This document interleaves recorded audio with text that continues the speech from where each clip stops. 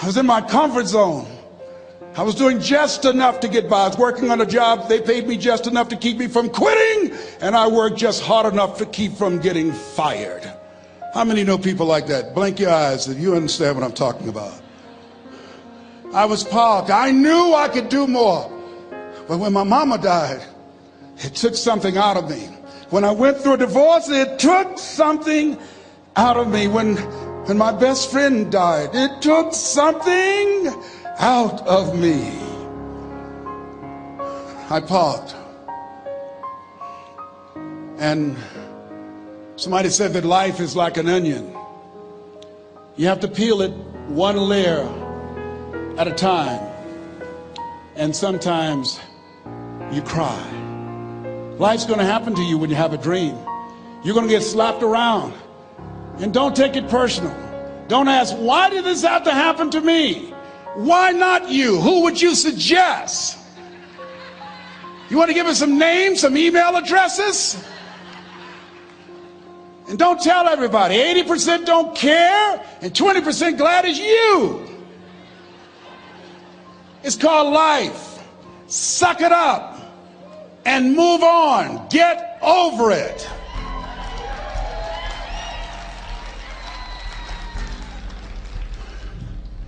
It happens to everybody.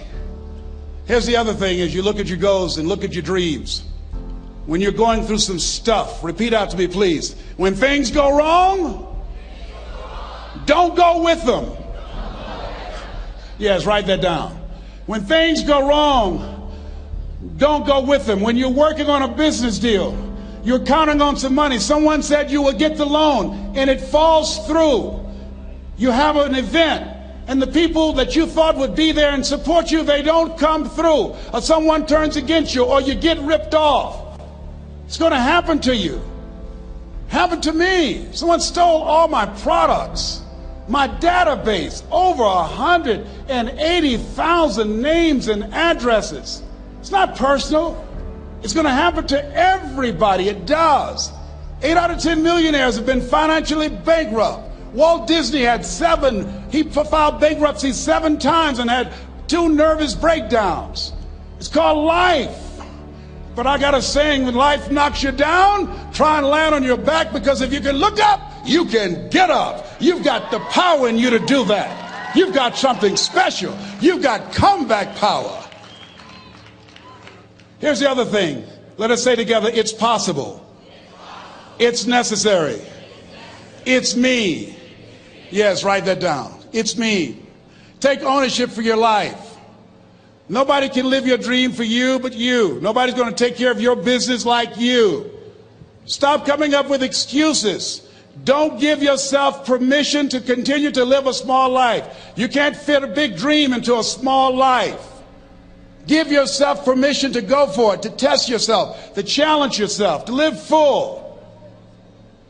I like the saying, always strive to get on top in life, because it's the bottom that's overcrowded.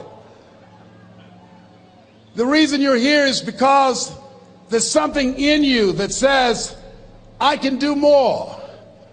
This just can't be it. There's something in you. There's a calling on your life.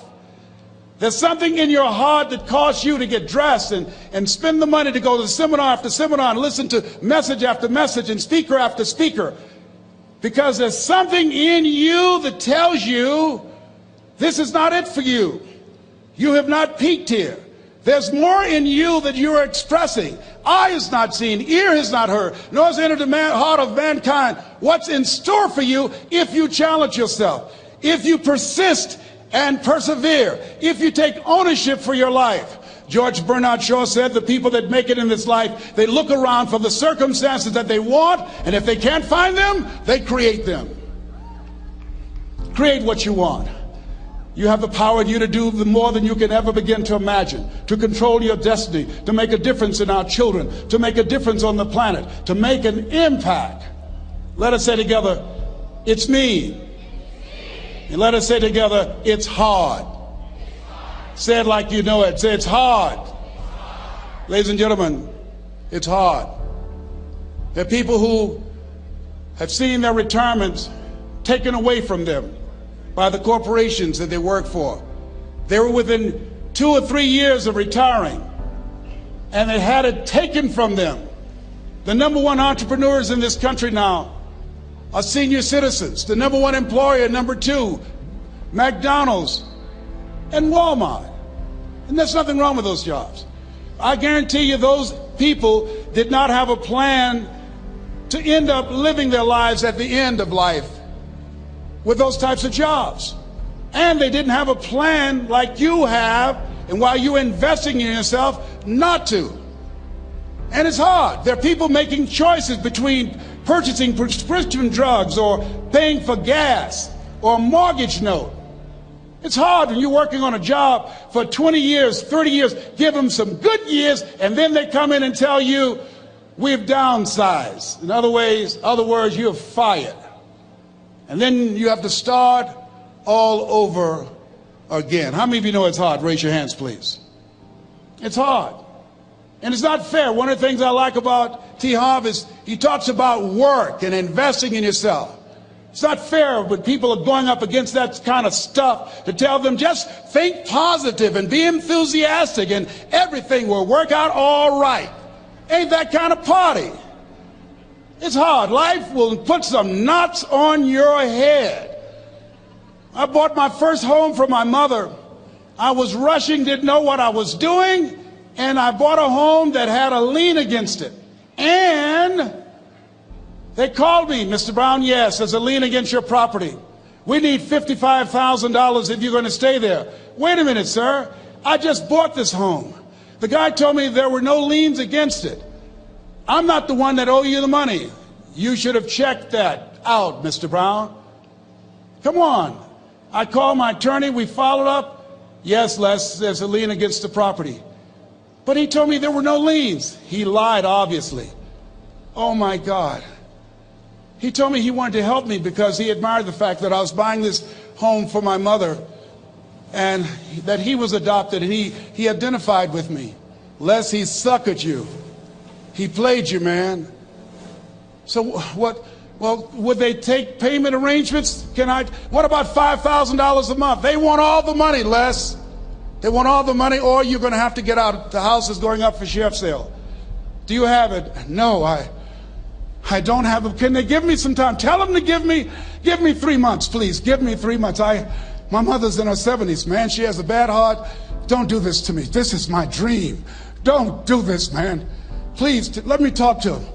Les, I'm talking to their attorney. They don't want to talk to you. I've got to talk to the attorneys. Do you have the money? No. Will they give me 3 months? No. What about 2 months? No, Les. They want the money in 7 days. Oh, my God. Let me call you back. I'm not sure. And I walked the floors thinking, God, how could this happen to me? I got to figure this out. I got to figure this out. It seemed like the days were just ticking off. Thursday, I had to call them and let them know. They called me, Les, do you have the money? No, I don't. Friday, you have to leave. The sheriff will be there. You're going to have to leave, Les. They're going to take my house. What about my down payment? You lost it, Les. You lost it. Okay. I got to go. Yes. I prayed, Lord, please, if you show me that you're real, if you're really real, you think Paul worked for you, you haven't seen anything. Don't let me lose this house and watch what I'll do for you. I was trying to cut a deal. Have you ever tried to cut a deal? It's amazing how spiritual you get when you get in trouble. You know what I mean? When I was diagnosed with prostate cancer, I was going to bed with the Bible and the Holy Quran and Science of Mind and Joel Goldsmith, everything I could find. I was praying to Jesus, Yahweh, Melchizedek, everybody. I was calling on everybody. It's amazing. And here I was walking the floor 3 o'clock in the morning, and I had to go and wake my mother up. I got on my knees and I said, Mama, I said, I need you to wake up. She said, what's wrong, Leslie? I can hear you walking back and forth. I'm not asleep, son. I said, there's something I need to tell you. She said, your eyes are red. Why are your eyes red? Because I feel so stupid now. Why? We got to move tomorrow. Why, Leslie? There's a lien against the property, and they want $55,000, and I don't have it. And we're going to be set out tomorrow. We have to go back to Liberty City. So she said, it's okay. I don't like this house anyhow. I said, why? She said, because of my arthritic knees, it hurts my knees when I go up the steps. I said, and why didn't you tell me? Because you were so happy. I just said it because you were happy. I'll live in a shack with you, boy. I love you. It's not the house. I love you. I love all my children. I said, thank you, Mama. Thank you. And the next day when we were in the truck going back to Liberty City, and we pulled down 68th Terrace, the neighbors came out and said, wow, Mamie, y'all coming back? Are you back? Yes. What happened to the home your boy bought for you? Those boys you adopted. Leslie didn't do a title search. He made a mistake. And boy, I was so humiliated. How many ever made a mistake that you were just humiliated? Raise your hands. I was devastated. I was taking the furniture off the truck, and my mother came, and I was crying. And she said, boy, I said, yes, ma'am. She said, hold your head up. I said, Mama, I can't. She said, hold your head up. I said, why? Look what I've done. She said, it's okay. It's okay. You are going to make a lot of mistakes in life, young man. You're going to fail your way to success. You have nothing to be ashamed of. Keep your head up and take that furniture back in the house. I said, yes, ma'am. And I learned something from that. If you ever go through something, hold your head up. If you ever make a mistake, hold your head up. If you ever do something that everything goes wrong, life catch you on the blind side, hold your head up. It's not over. Goethe said, that which does not kill you will make you stronger. Hold your head up. Shake someone's hand on your right and left and say, hold your head up.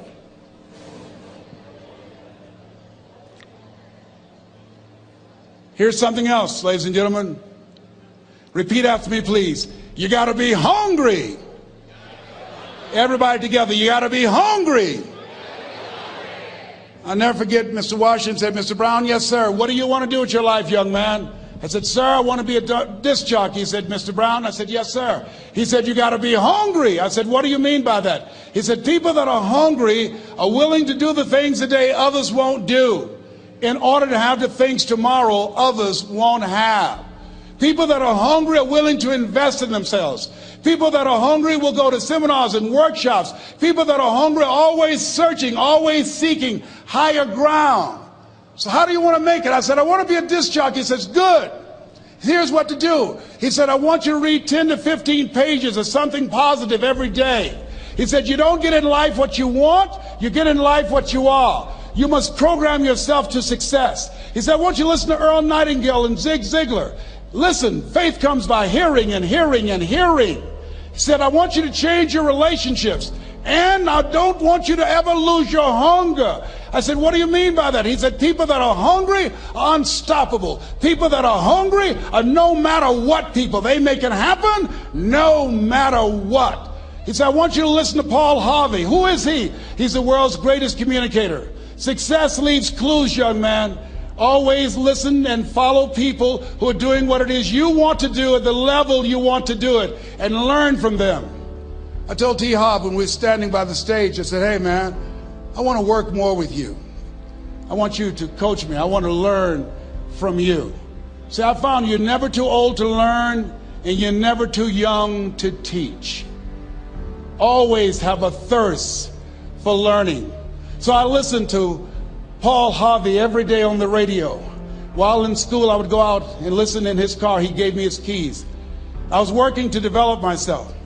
And I continued to listen to motivational messages, and he would take me to see the late Dr. Norman Vincent Peale, who wrote the book, The Power of Positive Thinking. I toured with him before he passed. You You have something special.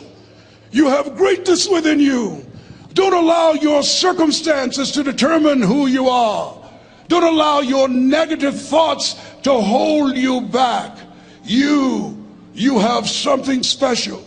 You can do more than you can ever begin to imagine. Dr. Peel was an incredible man. I admired him when he spoke. He gave me goosebumps. I can feel him in my heart. And I never forget, we were coming back to the school, and Mr. Washington said, Mr. Brown, yes, sir. When Dr. Peel spoke, you didn't move. When he spoke, you were hanging on every word. When he spoke, we didn't have to tell you to sit down and be quiet. Why? I said, sir, I could feel him when he talked. I felt like he was talking to me, sir. He said, he was. I said, but he doesn't know me, but he was speaking to you. Did you feel him in your heart? I said, yes, sir. He said, most people feel him in their head. If you felt him in your heart, he said, listen to him, son. Follow him, learn from him.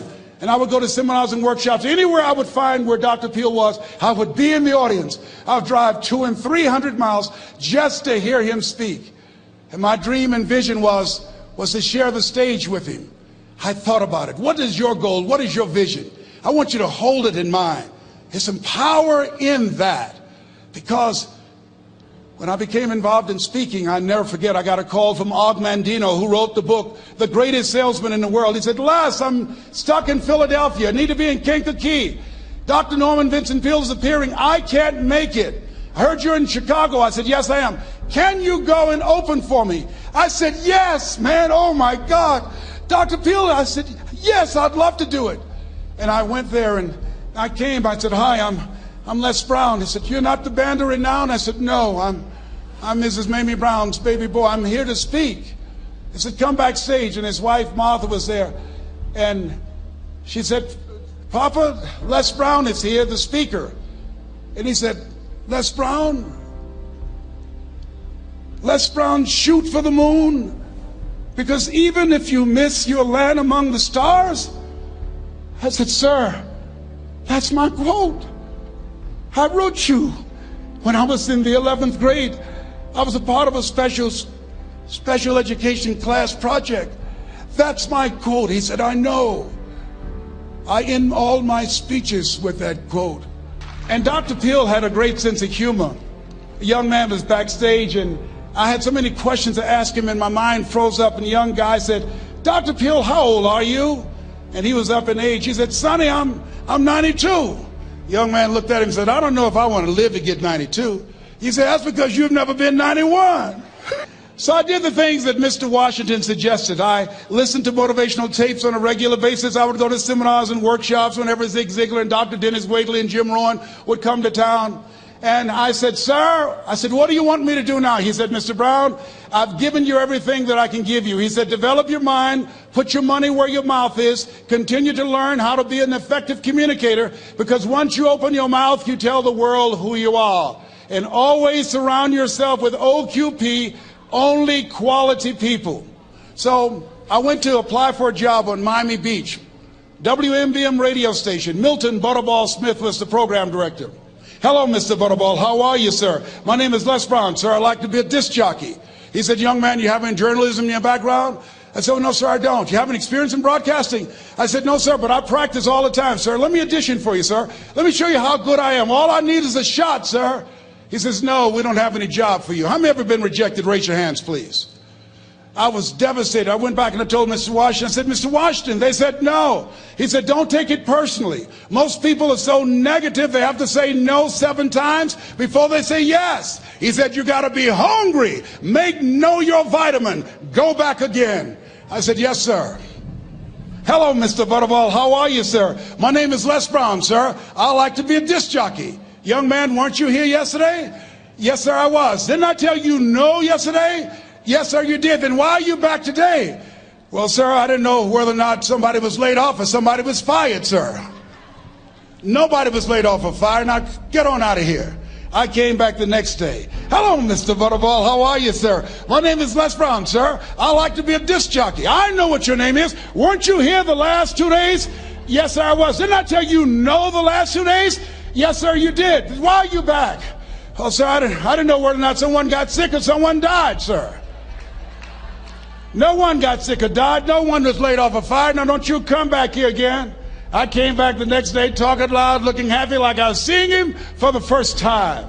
I said, hello, Mr. Butterball, how are you?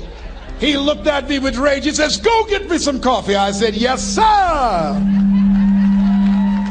My favorite book says, the greatest among you will be your servant. How many of you are serious about your goals and dreams? Raise your hands. Very good. Write this down. Provide more service than you get paid for. Provide more service than you get paid for. I go to a lot of seminars and workshops. And one of the things I know about T. Harv Eckert, when I was sitting in the class with Robert Ruppel and all of the other presenters, they hold themselves to high standards and they provide more information than anybody else in the industry, bar none. They hold nothing back because their commitment is for your success. And when you hold yourself to high standards, write this down, impact drives income. That's why you're here.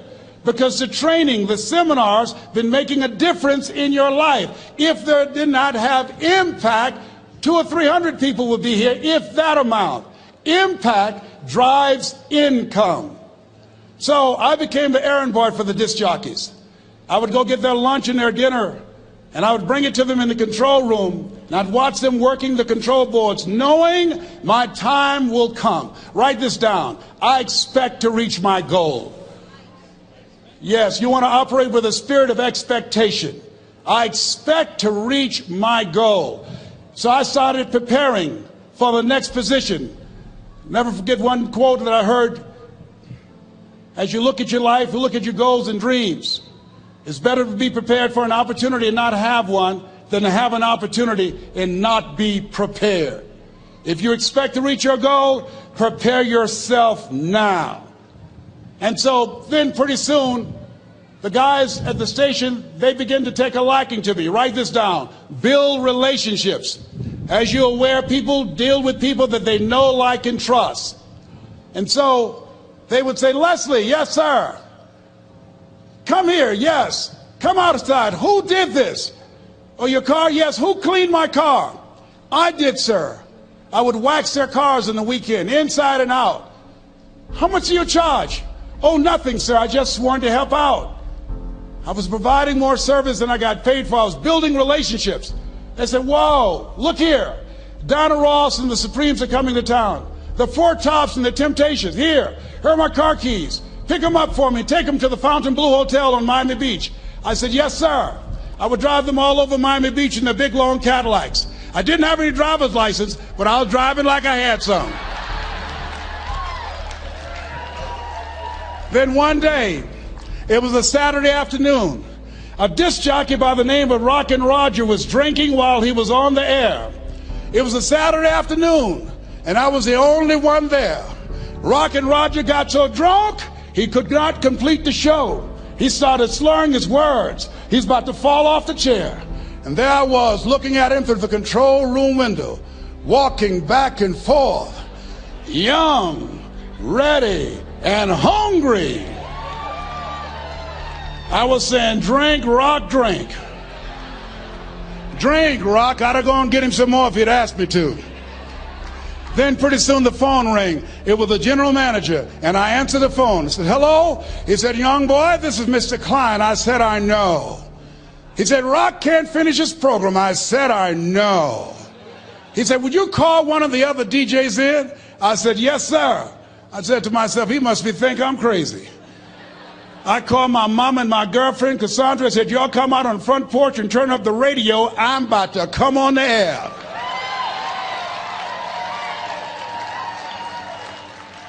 I waited for about 20 minutes, and I called him back.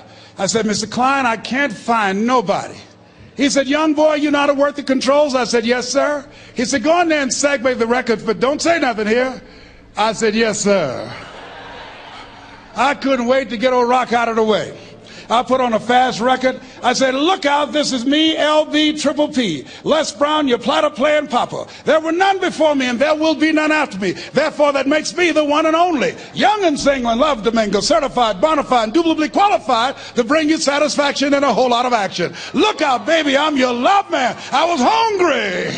I was hungry. Get old man a round of applause. I was hungry. I was hungry. You got to be hungry. Shake someone's hand on your right and left all around you and say, you got to be hungry. You got to be hungry. To get those dreams out of your head and step into your greatness, you got to be hungry.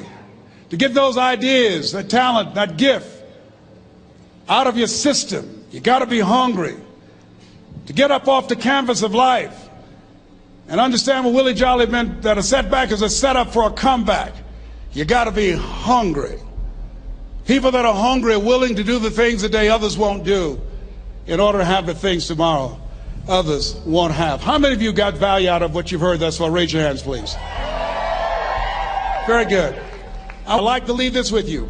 I don't know what your goals are. I don't know what you want to do. Here's what I know about you. You have greatness within you. Here's what I know about you. I can help you to live full and to die empty. I can show you what I've learned. If anybody told me that I would be doing what I'm doing now, I leave here today, I go to New Orleans and speak there, then I'll be flown to Barcelona. If anybody told me, given my circumstances, born in an abandoned building on a poor section of Miami, Florida, called Liberty City, both my birth parents stood up and said, hello, son, I would not know either one. Being labeled educable mentally retarded, put back from the 5th grade to the 4th grade, failed again when I was in the 8th grade, no college training. Anybody told me the principles that I would teach you, that they would have the impact that it has had on my life. This Les Brown that you see, I did not know he existed. And I tell you that you have greatness within you. You have the ability to do more than you can ever begin to imagine. Come into the room with me, and I guarantee you your life will never be the same again. I like to leave this with you. I don't know what your goals are. Mine is to find a cure to autism. Mine is to find a cure to breast cancer and to prostate cancer. Mine is to work with our youth and to reduce the recidivism rate in our prisons and help young people learn how to become an asset to our society rather than a liability. Mine is to train speakers to become great communicators, to speak from their heart, not their heads, and teach them how to impact and create a new conversation so people can see the possibilities of life and overcome the possibility blindness that held me hostage for 14 years. I don't know what your goals are, but here's what I know about you, and I don't know you. You've got greatness within you. And I like to leave this with you, something my mother used to love to hear me say. Leslie, yes ma'am, mama, say that thing for me, boy, that makes me feel good. I dedicate this to you, to the greatness in you, and to the dream that you showed up on the planet to produce. And it's simply this: if you want a thing bad enough to go out and fight for it, to work day and night for it, to give up your time, your peace, and your sleep for it. If all that you dream and scheme is about it, and life seems useless and worthless without it, and if you gladly sweat for it and fret for it and plan for it, and lose all your terror of the opposition for it, and if you simply go after that thing that you want with all of your capacity, strength and sagacity, faith, hope, and confidence, and stern pertinacity,